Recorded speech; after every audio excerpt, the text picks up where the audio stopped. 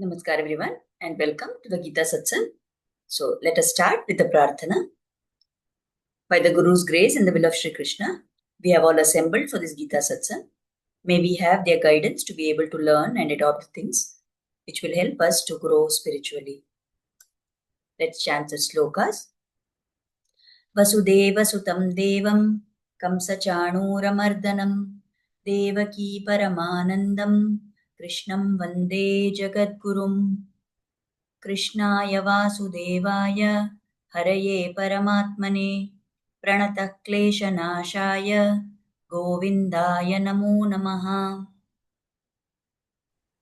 नमोऽस्तु ते व्यासविशालबुद्धे पुल्लारविन्दाय तपत्रनेत्र येन त्वया भारततैलपूर्णः प्रज्वालितो ज्ञानमयप्रदीपः रामानुजदयापात्रं ज्ञानवैराग्यभूषणं श्रीमद्वेङ्कटनाथार्यं वन्दे वेदान्तदेशिकं यो नित्यमच्युतपदाम्बुजयुग्मरुग्म व्यामोहतस्तदितराणि तृणाय मेने अस्मद्गुरोर्भगवतोऽस्य दयैकसिन्धोः रामानुजस्य चरणौ शरणं प्रपद्ये। So with prayers at the lotus feet of the Acharyas, let us take up our topic for today.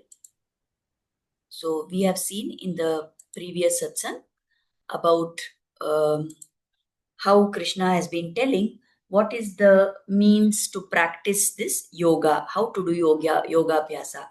So now we will move on to the 15th shloka of the 6th chapter.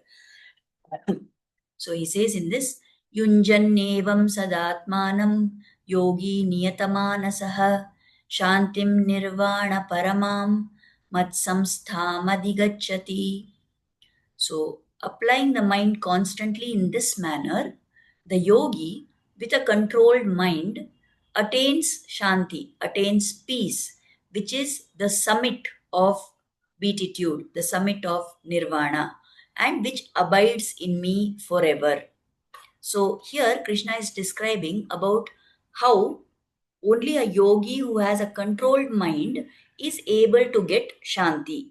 So we have seen in the previous shlokas how Krishna has been telling about how a person should sit, in what position they should sit, what kind of an asana they should sit on for doing yoga abhyasa.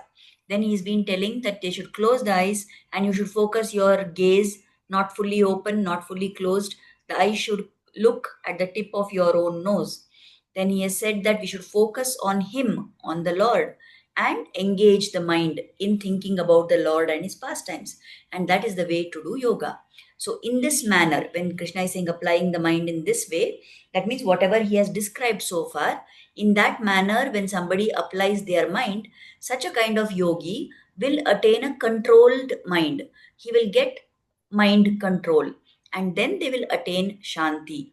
So here the acharyas explained that whenever somebody sets out on the journey of sadhana, there are three anubhavams which they can possibly have. The first one is called Aishwarya Anubhavam. That is an experience, that capacity to enjoy whatever Aishwarya, whatever prosperity is possible in this world, that you get material benefits. That kind of an experience, because after all, whatever benefits we are getting are also because of the Lord's grace on us. It is by his blessing that we are able to enjoy things in this world. So when somebody sets out on the path of spiritual practice, they may find that their prosperity is increasing. So that is Aishwarya Anubhavam. Then the next stage is when somebody decides that, okay, I don't want all these things of this world. What I'm looking for is an experience of my own self, an experience of the Atma which is within. So that kind of an experience is called as Kaivalya Anubhavam. And somebody who wants to go beyond that stage goes to the level of strives still further and wants to have an experience of not just his Atma, but experience of the Lord himself. So that is the last stage of Bhagavat Anubhavam. So whenever we are on the path of sadhana, all these three anubhavams are possible. And it is important for us to remember and understand that whichever anubhava we may want, whatever we may be striving for, it is by the Lord's grace only that we are going to get these anubhavams. So if we see all this time in the previous shlokas and all, when Krishna was telling about how the yoga should be done, how the yogi should be there in the previous chapters also, he's been telling about getting the experience of kaivalyam, of atmanubhava.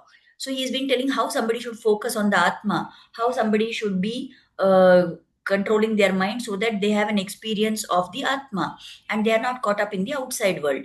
Then we saw that in the previous satsang we've seen how in the 14th shloka he told Arjuna that you should focus on me.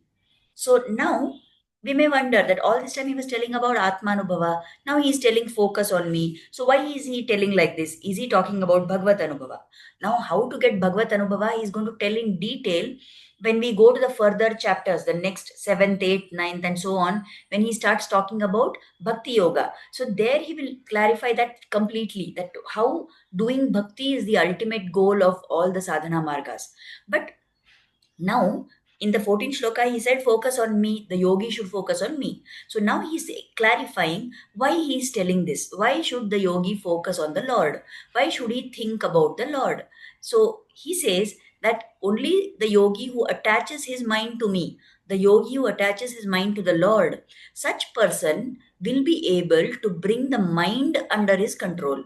If somebody wants to control the mind just like that, it's going to be very difficult for them, because by its very nature the mind is chanchala, the mind is restless, the mind runs here and there. So it wants to attach itself to something or the other in this world, because we are not so far progressed. This person who has started yoga abhyasa is not so progressed that he is having mind control. He is in the process of controlling the mind. So if he wants to attain a good level of mind control, then what is the easiest way for him to go there?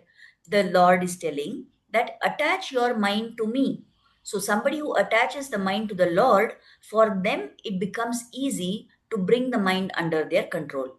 And once the mind is under the control, then the practice of yoga happens in a more smooth manner, and then they can get this Atmanubhava, which helps them to attain the state of Kaivalya, the state of being content with the enjoyment of the self only, focusing all the time on the Atma alone.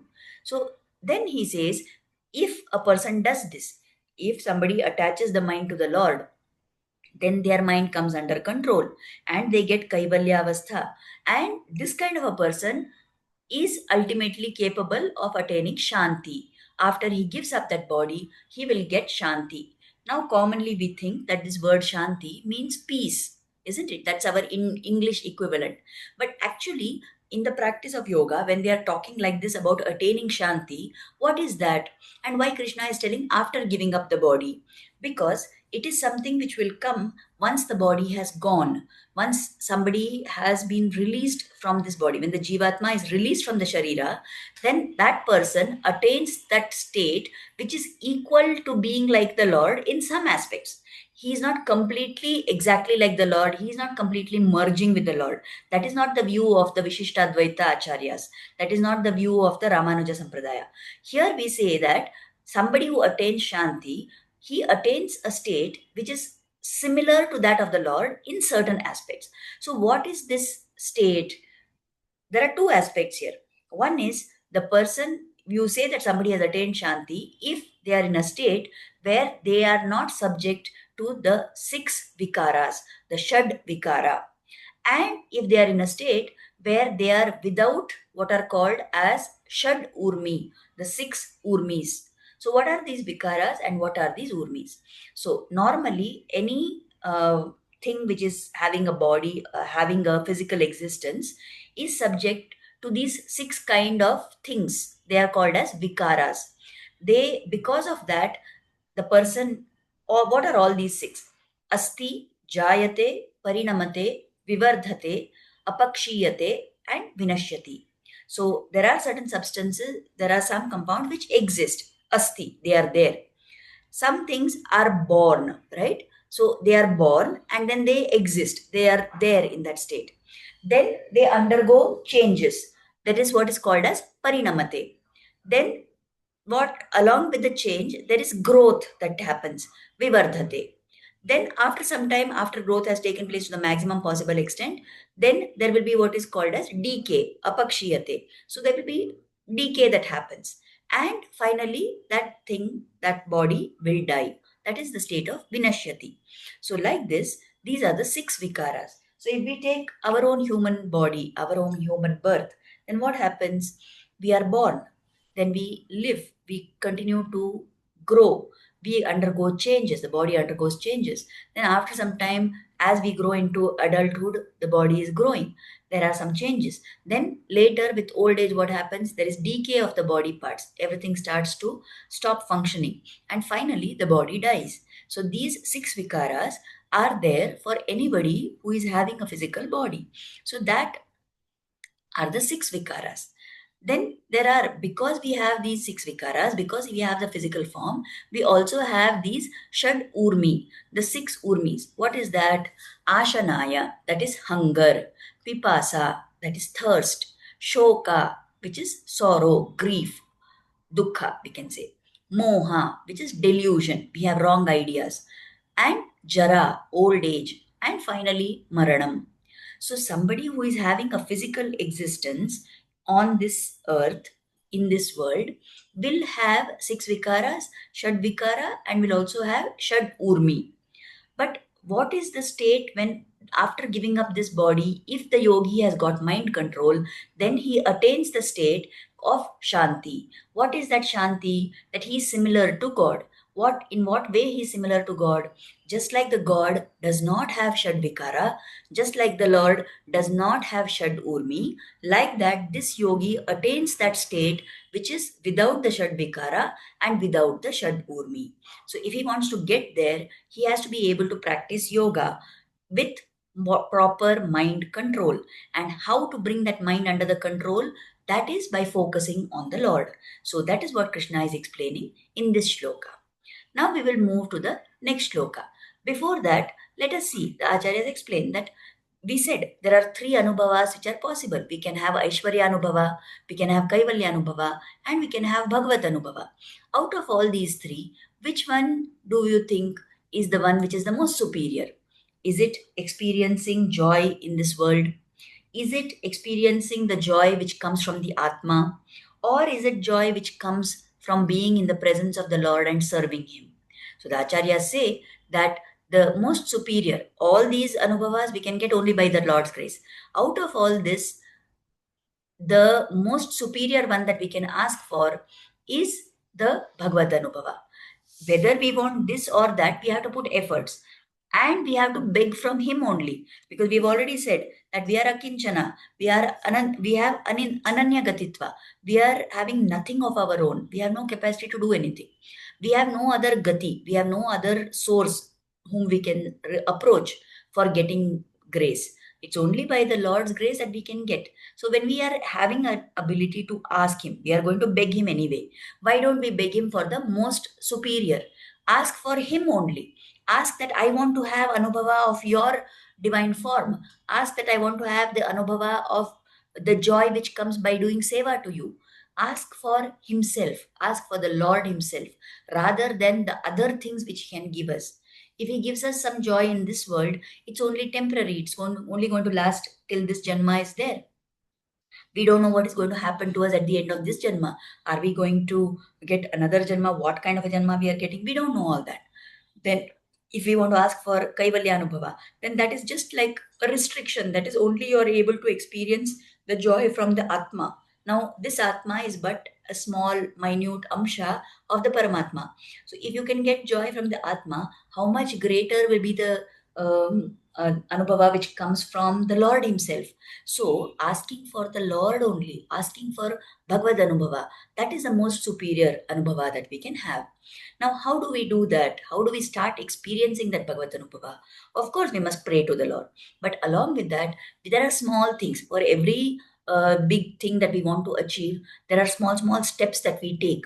We don't, when the goal is very big, we cannot achieve it at one shot. So what do? We break up that huge task into smaller steps, and we keep doing them repeatedly and consistently, isn't it? Like, suppose, for example, I want to pass a big exam, and there are so many chapters to be studied. Then what do? I start little by little. First, I study from the simpler texts. I break down the big topic into smaller topic. I study small topics one at a time, one at a time. Then slowly I put it all together. Then I start studying for more time. Then I start, getting more advice from people who have already done that study. Then I try to learn more and more about that. And gradually, one fine day, I take the exam and I clear it.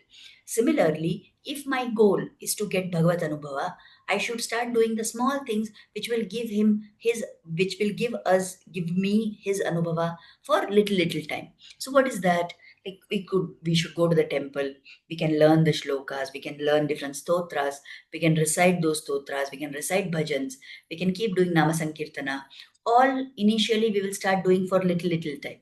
As we are doing it, we should not get satisfied and say, okay, I have done so much, this is enough, and I will stop here. As just as in the worldly life we go on increasing our efforts to attain some goal, here also we must keep doing more and more things. We must do it for more and more time. We must do it with more consistency. We must do it with more bhava. We must do it by attaching our mind on the Lord. We must do it by increasingly attaching our senses also to the Lord. So when all our senses, our mind is completely dedicated to the Lord at all times, then every single thing that we do becomes bhakti. It's like the Vyakyatas say here, that if you want to light a lamp and you have the wick, the bhakti which you have put into the lamp, right? So what do? You don't start at the bottom of the lamp. You light the tip of that bhakti, and once that has got the flame, then it will spread gradually, and the entire flame burns very beautifully, and gradually, using up the oil, the lamp is burning very nicely. Similarly, when we want to get this Bhagavad Anubhava, we should start doing small things.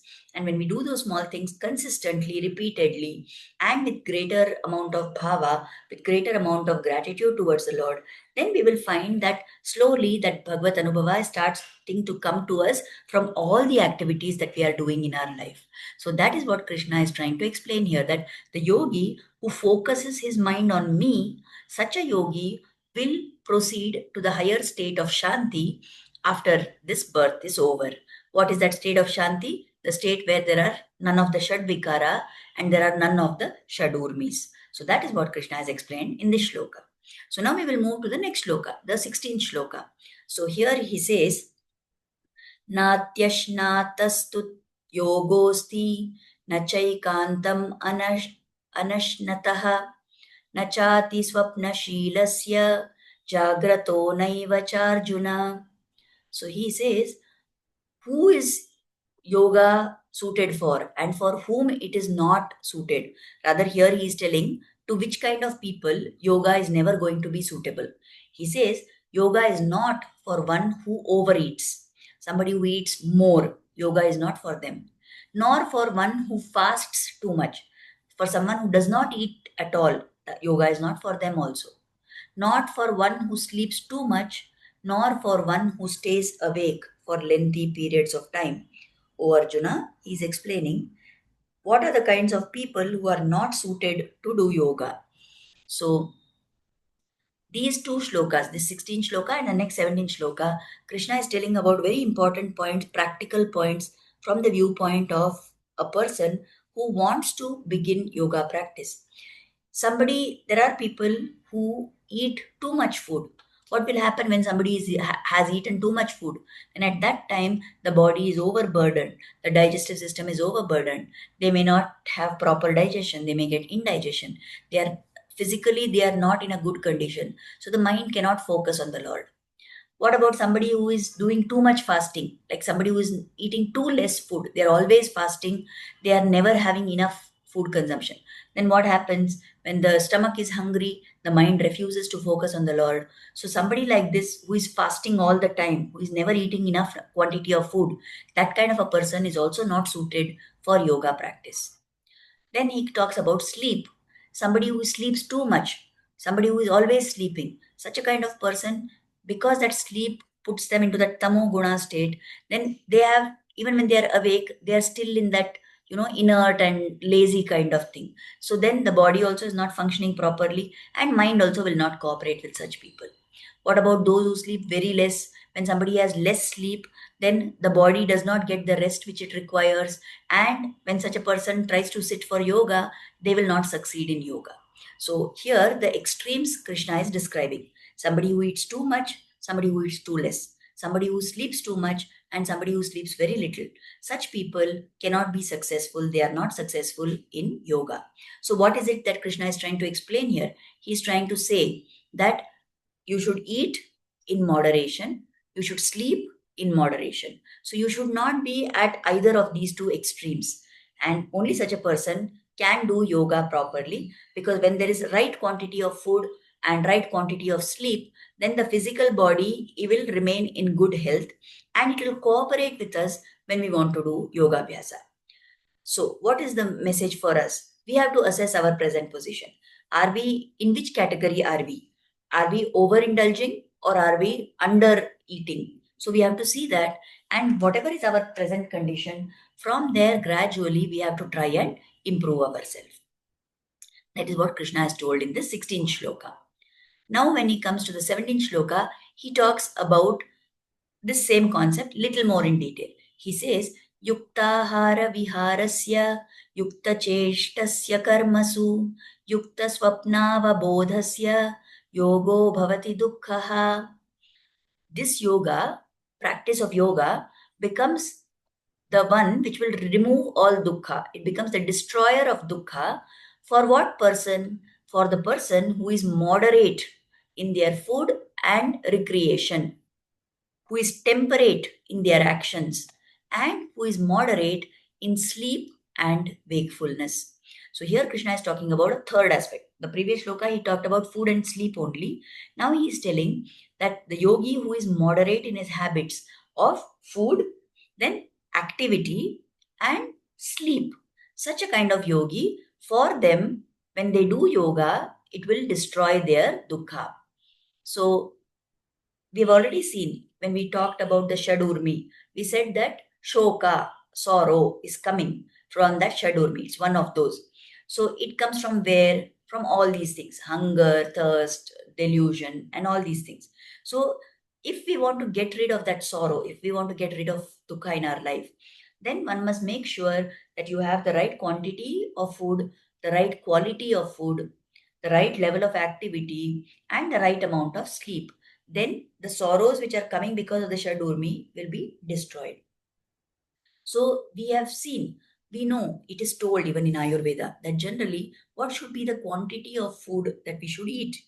Normally, we don't assess how much is our level of hunger. We just eat whatever we are eating mindlessly, as a matter of habit, that I'm used to eating this much and I'm going to always eat that much. If you look at it from the medical science point of view, there are so many diseases that come when people are mindlessly consuming all kinds of food without bothering about what effect it is having on their body, right? And it is advised that you should control your portions, you should eat smaller amount, you should eat the healthy kind of food, you should avoid junk food.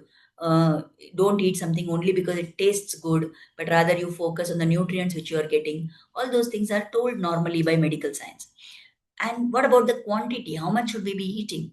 In Ayurveda also it is told that normally whatever is our level of hunger, whatever is the level of space that may be there in our stomach, we should fill up half of that with solid food which we are eating. One fourth out of the remaining half, what is there, the capacity of the stomach, one fourth of that should be kept for the water and the liquids that we consume. And the remaining one fourth should be left empty, so that there is space for air, for the vayu to move about. Only when you eat in this manner, then you will have a good digestion. Then you will have physically your digestive system will be able to perform well. Normally, what we are doing, we are whatever is our hunger level, the full of that we are filling it up with the solid only. Many times, in fact, we don't have space for water also. We eat in that way, but we must be alert, we must be mindful. What are we eating? How much are we eating? What about the, so this is about the quantity. What about the quality of the food which we are eating? we should make sure that whatever ahara we are consuming is sattvic ahara. It is the kind of food which is going to encourage the sattva guna in us. And this food we must prepare in a sattvic manner. We must offer it to the Lord and consume it as His prasada. That is what has been advised to us. So, the quantity of food and the quality of food, we should pay attention to that. And it should be in moderation. As we already said, we should not eat too much, not overeat, nor we should be too much fasting. That there is no food only we are giving to our body, because the body definitely requires the energy which is going to come from the food. So you must eat in moderation and the right kind of sattvic ahara, which is going to make your body and mind in such a way that you can practice yoga. Of course, in the later chapters, Krishna is going to talk in detail about what is the sattvic ahara, rajasa ahara, tamasic ahara, and all that. We will take that when it comes. But right now, we know that we should be eating the right quantity of food and the right quality of food. What about the level of activity? Here also, moderation. Everything should be middle level. Somebody need not be like all the time doing nothing. Then, when there is absolutely no physical activity, the body becomes lethargic. So, we are not supposed to be lazy. But at the same time, if we are all the time running around and only doing work, then there is no time for your body to relax. There is no time for you to spend in other meaningful activities. So we need not be workaholic also. So again, here we should be in the middle level, neither lazy nor a workaholic. Do work when it has to be done, take rest when you have to take rest. Indulge your mind in all other activities other than just doing work all the time. Okay. And the third thing is sleep. What is the quantity of sleep? Normally, they say that everybody should get around 6 to 7 hours at least of sleep in the night. That is told for the night time. In the daytime, actually, there is no need to sleep unless we are very tired or we are ill and so on. And when should we sleep? Sleep early. Even medical science nowadays is telling that the more the number of hours of sleep you get before midnight, the better it is for our health. And that is more refreshing. They have done studies also and found that suppose somebody is sleeping, let us say 6 hours of sleep. So somebody is sleeping from 9 o'clock or 10 o'clock at night, let's say 10 o'clock at night, and then they are going to sleep till about 4 o'clock in the morning. So if you say somebody is sleeping from 10 p.m. to 4 a.m., they are getting 6 hours of sleep. If somebody is sleeping from 12 midnight to 6 a.m., they are also getting 6 hours of sleep. But they have found that those who are sleeping at 10 o'clock and waking up at 4 o'clock, their quality of sleep is better than those who are going to sleep at midnight. So generally it is told like that. So in if we are following this practice of yoga, then we must try and do everything possible to make it easy for us to have our mind and body in a state of readiness to practice yoga. And the best time to practice yoga is during the Brahmi Muhurta, early in the morning. So we must sleep as early as possible and get that many hours of sleep, get the proper amount of rest, and wake up early in the morning. Now, about this gap between having the dinner and going to sleep. Ideally, it is told that at least 3 hours should be there between the time when you consume your last meal and the time when you go to sleep, because that much time is required for the food that you ate to get mostly completely digested. The complete process of digestion may be taking 4 hours or so, but if you have eaten, let us say, by 7 p.m., and then you're going to go to sleep by 10 p.m., that would be the ideal state, because by then most of the food has moved from the stomach to the small intestine and the digestion process is also almost completed. But if you eat and then you go to sleep very early after eating, then it is normally noticed that people tend to suffer from problems like acidity and indigestion and so on. So that also we must take care of. So that is what Krishna is advising in this shloka, that he says that you must have yukta ahara and yukta vihara, and your activities also should be appropriate. So if somebody is moderate in their food, moderate in their sleep, and they are moderate in their level of activity, then such a person is able to do yoga well. And then when they can do that yoga abhyasa in a proper manner, that yoga abhyasa becomes the destroyer of sorrow for such a person. So, if we want to progress in yoga abhyasa, then we must take care of these aspects. Many times we think that yoga is something, meditation is something we are doing with the mind. So, we think that it is all about controlling the mind. But we know that there is a very deep connection between our state of mind and state of body. If our body, if our physical sharira is in a good, healthy state, in the optimum state, in the best possible stage, then it will cooperate. Our mind also will cooperate with us.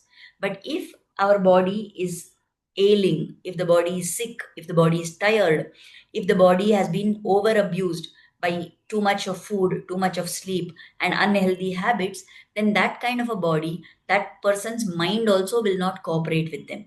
So here we learn that it is important to be moderate, to have moderation. Everything should be at a medium level of thing. The food that we eat, the sleep that we get, and the level of activity. So that is what Krishna has explained in this shloka. So with that, we have come to the end of our topic for today. Let us end with Kritagnyata.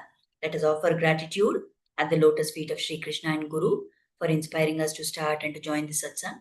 And let us pray for their blessings and grace to always be on us. Thank you, everybody, for attending. And we will meet again next next Friday, same way at around 6:30, 6:45 in the evening. Thank you. Namaskar.